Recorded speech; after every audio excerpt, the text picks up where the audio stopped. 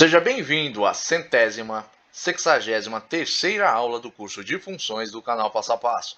Nesta aula, eu irei resolver esse exercício que diz o seguinte: faça o estudo de uma função do segundo grau, cujas raízes são 1/3 e 8, sabendo que o seu gráfico é uma parábola. O item A diz aqui, com a concavidade voltada para baixo, e o item B com a concavidade voltada para cima. Bom, antes de resolver esse exercício, eu tenho um recado aqui para deixar para vocês. Todo o conteúdo disponível neste canal ele é gratuito. Mas se você desejar contribuir com este canal, você pode contribuir nesta conta ou através do Apoia-se, cujo link estará na descrição deste vídeo. Agora, retornando aqui ao exercício. Eu tenho aqui o item A. O enunciado me dá as raízes. Minha primeira raiz é 1/3, minha segunda raiz é 8.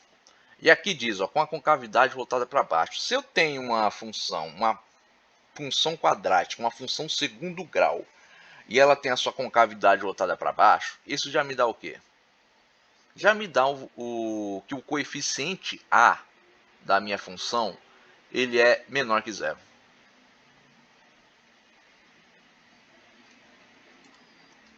Porque sempre que o meu coeficiente A for menor que zero, minha parábola vai ter a concavidade voltada para baixo.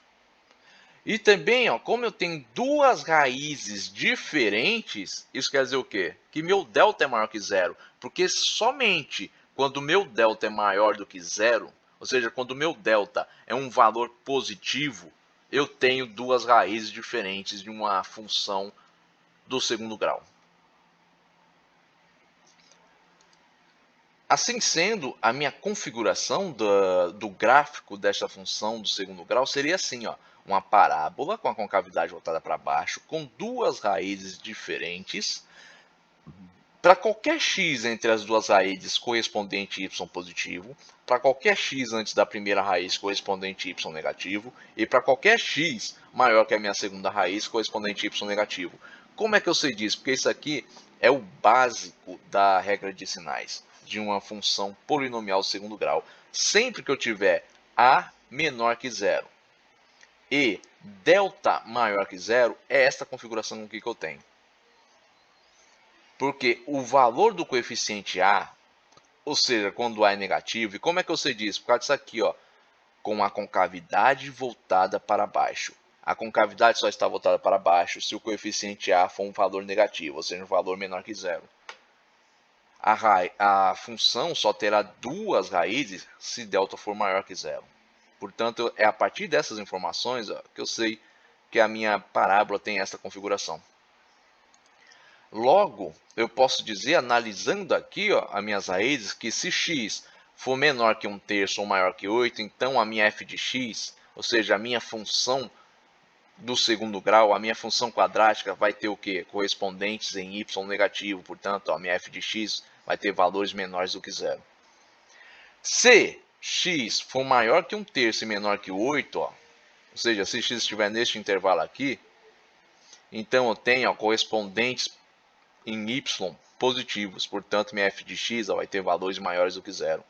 Agora, se x for igual a 1/3 ou igual a 8, então a minha f de x é igual a zero. Por quê? Porque são as raízes, é onde se toca no eixo x. Ela toca em x igual a 1/3, em y igual a zero, em x igual a 8, em y igual a zero. Agora eu venho aqui para o meu item B. Eu tenho aqui com a concavidade voltada para cima. Eu só mudei a concavidade. As raízes aqui são as mesmas.